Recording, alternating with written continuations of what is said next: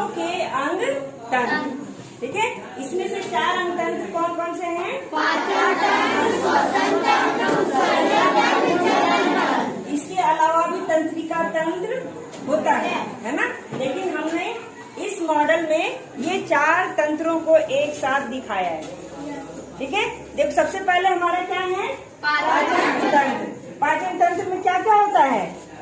यहाँ से शुरू करते हैं तो ये होता है सलाइवरी ग्लैंड्स, है ना, लार ग्रंथि, मुंह गुहा, है ना। यहाँ पे क्या होता है?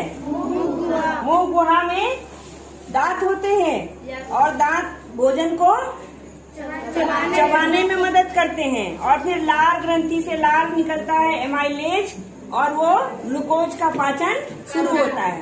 ठीक है, उसके बाद जब खाना पतला पेस्ट जैसा बन जाता है तो ये आहार नाल से होते हुए हमारे अमाशय में पहुंचता है। ठीक है, ये है हमारा अमाशय। ये क्या है?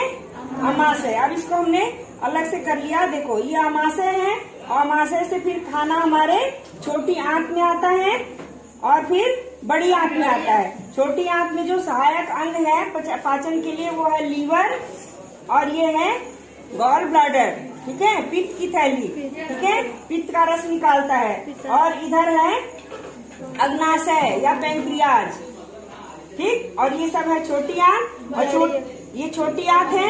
और यहाँ से भोजन कहाँ जाता है? बड़ी आंत में। बड़ी आंत से होते हुए बाहर मल द्वार के साथ निकल जाता है। ये हमारा हो गया पाचन तंत्र। दूसरा क्या है? श्वसन तंत्र। श्वसन तंत्र, यहाँ हम नासिका गुहा से सांस लेते हैं।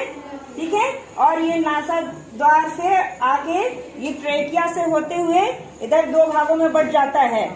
ब्रोंकस में बढ़ जाता है और ये 2 भागों में कहाँ चला जाता है?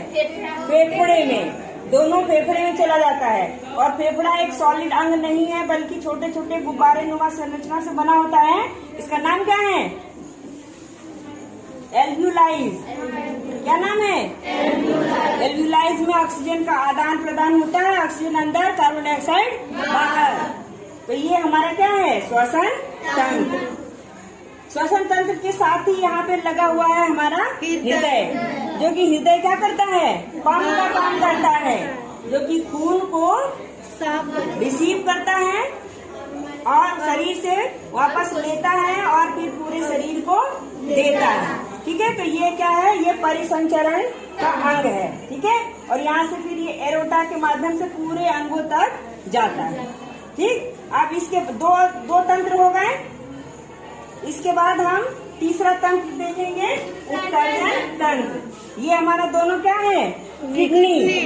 ये दोनों क्या है? किडनी है, वृक्क है, और ये वृक्क वाहिकाएं हैं और यहाँ से यूरिन बनता है। कैसे बनता हमने बताया है। तो यूरिन बन करके फिर ये यूरेटर के माध्यम से यूरिनरी ब्लैडर में पहुँचता है, पित्त के पेशाब की थैली में। और फिर जब भर जाता है तो हम उसे बाहर निकाल देते हैं। ये हमारा हो गया उत्सर्जन तंत्र। जो तीसरा तंत्र है क्या है? जनन तंत्र।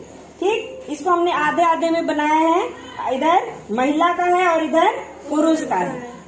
महिला का देखो यहाँ पे ओवरी है और इसको पकड़ने वाला ये फेलोपियन ट्यूब है और ये गर्भाशय है जहाँ पे बच्चा बनता है। ठीक है, और इस हिस्से में हमने पुरुषों का दिखाया है। तो ये पुरुष का बाहरी जननांग है। ठीक, और ये स्क्रोटम है जिसमें कि टेस्टिस रहता है, जहाँ वृषण जिसको बोलते हैं, है ना।